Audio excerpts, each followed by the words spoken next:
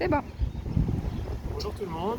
Alors aujourd'hui je vais vous présenter une canne à pêche, comment monter la canne à pêche. Alors il y a différentes techniques de pêche, donc il y a différentes cannes à pêche.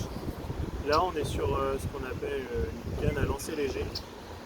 Alors ça correspond justement à cette partie. Donc ça c'est le lancer, qui est indépendant de la canne. Donc très souvent on a des choses comme ici où on peut déverrouiller et ça permet de changer son moulin. Donc voilà, ça c'est une façon de choisir son moulin. Ensuite, pour ce qui est des cannes, ça dépend ce que vous voulez pêcher comme poisson, mais vous pouvez prendre des cannes qui sont plus ou moins flexibles. Là, celle-ci, elle est pour des moyens carnassiers. Donc elle n'est pas très flexible. Et puis après, on choisit le nombre on appelle ça des brins, le nombre de brins que l'on souhaite. Moins il y a de brins, plus la sensation est précise. Moi j'ai pris 2 brins, après on peut prendre des 3 ou 4 brins, ce qui facilite pour le transport. Alors ensuite, le fil. Il y a 2 types de fils. Il y a soit les fils, on les voit ici en tresse, donc c'est vert ou de différentes couleurs.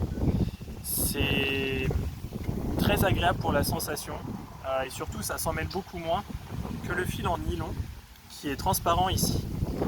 Donc certains utilisent seulement du fil en nylon qui mettent dans la bobine et qui va jusqu'au leurre. Moi dans mon cas j'ai mis d'abord de la tresse en majorité et ensuite cette tresse je la relie à un fil en nylon pour que le poisson ne voit pas le fil. Donc on a vraiment ce qu'on appelle un bas de ligne en nylon ou en fluorocarbone qui est moins visible. Et ensuite la tresse qui est le reste du fil. Alors l'avantage du nylon c'est qu'il est moins visible et il est élastique. Mais comme il est élastique, justement si on l'utilisait autour du moulin, il pourrait s'en mêler au fur et à mesure. L'utilisation fait que c'est compliqué. Par contre c'est moins abrasif que la tresse. La tresse si on la frotte à répétition sur des pierres par exemple, ça peut la couper, alors que le nylon un peu moins. Donc voilà, les 2 fils sont raccordés. Et puis, et ça c'est une petite astuce connue par de nombreux pêcheurs, mais on a ce qu'on appelle ici un émerillon. Donc c'est ce qui relie le fil au leurre. Et en fait, en mettant le fil à cet émerillon, on peut changer facilement de leurre en ouvrant et en choisissant un autre leurre. On peut le remettre et fermer. Et voilà, on est prêt à pêcher. On peut changer de leurre facilement. Et donc ça c'est vraiment pour la technique de pêche au leurre.